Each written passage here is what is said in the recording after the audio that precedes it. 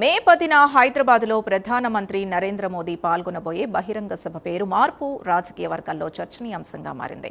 తొలుత ఈ సభకు తెలంగాణ బీజేపీ జనాగ్రహ సభ అని పేరు పెట్టింది. అయితే ఈ పేరును మార్చాలని ప్రధానమంత్రి కార్యాలయం ఆదేశించింది.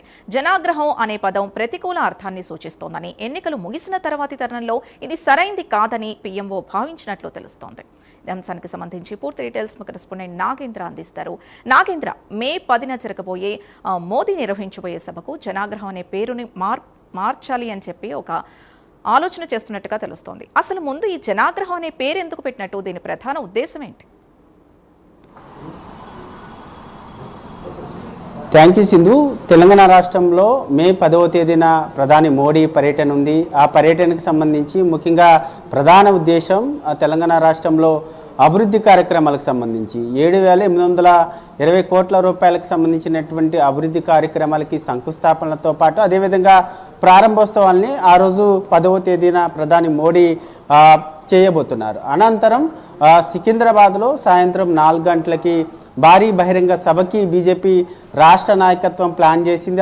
ఆ బహిరంగ సభకి ముందుగా జనాగ్రహ సభ అనేటటువంటి పేరు కూడా ఖరారు చేసింది. ముఖ్యంగా జనాగ్రహ సభకు సంబంధించినటువంటి అంశంలో ప్రధానంగా ఎందుకంటే పార్లమెంటు సమావేశాలు ప్రత్యేకంగా ఏర్పాటు చేసినటువంటి సందర్భంగా మహిళా రిజర్వేషన్ బిల్లు, ఇండియా కూటమికి సంబంధించినటువంటి కాంగ్రెస్ పార్టీలో అలయన్స్కి సంబంధించినటువంటి ఆ పార్టీలన్నీ కూడా వ్యతిరేకించడంతో మహిళా రిజర్వేషన్ బిల్లు కాస్త వీగిపోయినటువంటి పరిస్థితి ఉంది. అప్పటి నుంచి కూడా బీజేపీ పార్టీ దేశవ్యాప్తంగా కూడా అనేక నిరసన కార్యక్రమాలు చేయడం కానీ అదేవిధంగా మహిళలతో పెద్ద ఎత్తున జనాగ్రహ అనేటటువంటి పేరుతో నిరసన కార్యక్రమాలు చేసినటువంటి పరిస్థితి ఉంది. ప్రస్తుతం అదే అంశాన్ని పరిగణలోకి తీసుకొని బీజేపీ రాష్ట్ర నాయకత్వం సికింద్రాబాద్లో జరిగేటటువంటి భారీ బహిరంగ సభకి మొదటగా జనాగ్రహ అనేటటువంటి పేరుతో భారీ బహిరంగ సభకి ప్లాన్ చేసింది. కానీ ఈ సభకు సంబంధించినటువంటి నామకరణానికి సంబంధించినటువంటి అంశంలో పిఎంఓ కార్యాలయానికి చేరిన తర్వాత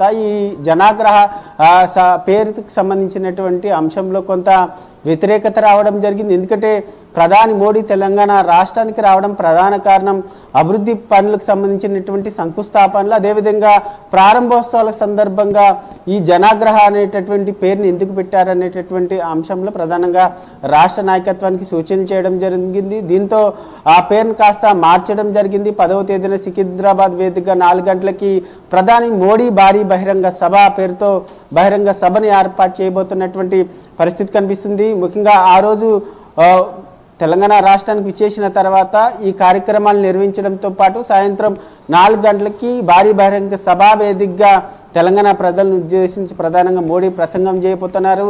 ఈ ప్రసంగంలో ప్రధానంగా మహిళా రిజర్వేషన్ బిల్లుకి సంబంధించినటువంటి అంశంతో పాటు అదేవిధంగా డీలిమిటేషన్కి సంబంధించినటువంటి అంశంలో రాష్ట్ర ప్రభుత్వంకి సంబంధించినటువంటి సీఎం రేవంత్ రెడ్డి కానీ అదేవిధంగా ఇతర నేతలు చేసినటువంటి కామెంట్స్కి సంబంధించినటువంటి అంశం పైన కౌంటర్ ఇచ్చేటటువంటి అవకాశం ఉంది. ఎందుకంటే ఆ డీలిమిటేషన్ కారణంగా దక్షిణాది రాష్ట్రాలన్నిటికీ కూడా అన్యాయం జరుగుతుందంటూ కూడా రేవంత్ రెడ్డి కానీ అటు స్టాలిన్ కానీ అటు రాహుల్ గాంధీ వీళ్ళంతా కూడా చెప్పినటువంటి నేపథ్యంలో డీలిమిటేషన్ కారణంగా ఎందుకు అన్యాయం జరుగుతుందనే దానిపైన ప్రధానంగా సభావేదికగా మోడీ కౌంటర్ ఇచ్చేటటువంటి అవకాశం ఉంది. దీంతో పాటు మహిళా రిజర్వేషన్కి సంబంధించినటువంటి అంశంలో కాంగ్రెస్ పార్టీ ఇప్పటికే అటు 7 సార్లు ప్రవేశపెట్టినప్పటికీ ఇప్పటివరకు కూడా మహిళా రిజర్వేషన్ బిల్ని ఆమోదించినటువంటి పరిస్థితి లేదు. బీజేపీ ప్రభుత్వంలో మహిళా రిజర్వేషన్ బిల్ని ప్రవేశపెడితే ఎందుకు వ్యతిరేకించడం జరిగింది దానిపైన కూడా ఒక క్లారిటీ ఇచ్చేటటువంటి అవకాశం కనిపిస్తుంది. దీంతో పాటు ఓవరాల్గా ముఖ్యంగా తెలంగాణ రాష్ట్రానికి 12 సంవత్సరాల్లో ఎన్ని లక్షల కోట్ల రూపాయల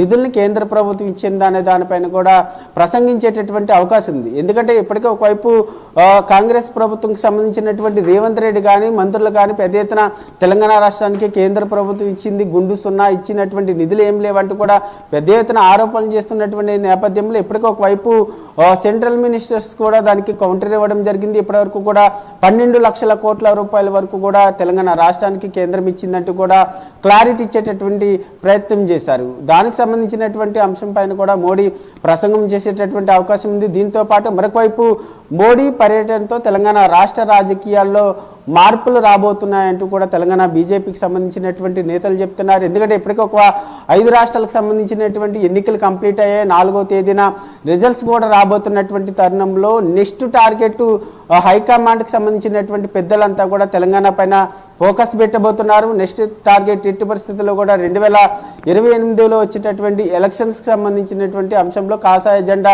ఎగరేసి తీరుతామంటూ కూడా ఒకవైపు ఇప్పటికే చెప్తున్నటువంటి పరిస్థితి అయితే కనిపిస్తుంది. మొత్తానికి ఇప్పటికే ఒకవైపు భారీ బహిరంగ సభకు సంబంధించినటువంటి అంశంలో బీజేపీ రాష్ట్ర నాయకత్వం చాలా సీరియస్గా తీసుకుంది. 1,00,000 మందితో భారీ బహిరంగ సభను విజయవంతం చేయాలనేటటువంటి నిర్ణయానికి రావడం జరిగింది. ఇప్పటికే బీజేపీ రాష్ట్ర కార్యాలయం కేంద్రంగా అనేక సమావేశాలు నిర్వహించడం జరిగింది. దిశానిర్దేశం చేసినటువంటి పరిస్థితి కూడా కనిపిస్తుంది. మరొకవైపు గ్రేటర్ హైదరాబాద్లో ఉన్నటువంటి జిల్లాల్లో కూడా ఇప్పటికే కీలక నేతలంతా కూడా సన్నాహక సమావేశాలు ఏర్పాటు చేస్తున్నారు. ఆ సన్నాహక సమావేశాల్లో కార్యకర్తలను ఉద్దేశించి ఆ నేతలంతా కూడా ప్రధానంగా ఈ భారీ బహిరంగ సభను విజయవంతం చేయాలి, ప్రతి డివిజన్ నుంచి కూడా 1,500 మంది తరలి రావాలంటూ కూడా చెప్తున్నటువంటి పరిస్థితి ఉంది. దీంతో పాటు మరొకవైపు కేంద్ర ప్రభుత్వం నుంచి లబ్ధి పొందుతున్నటువంటి లబ్ధిదారులతో పాటు అదేవిధంగా మహిళలంతటినీ కూడా పెద్ద ఎత్తున ఈ భారీ బహిరంగ సభకు తీసుకురావాలనేటటువంటి ప్లాన్ చేస్తున్నటువంటి పరిస్థితి ఉంది. ఒకవైపు అభివృద్ధి కార్యక్రమాలకు సంబంధించినటువంటి శంకుస్థాపనలు, ప్రారంభోత్సవాలు, మరొకవైపు బీజేపీ రాష్ట్ర నాయకత్వానికి సంబంధించినటువంటి అంశంలో కూడా రాష్ట్ర నేతలకి మోడీ కొన్ని కీలకమైనటువంటి సూచనలు చేసేటటువంటి అవకాశం అయితే కనిపిస్తుందని చెప్పాల్సింది. Right, thank you Nagendra.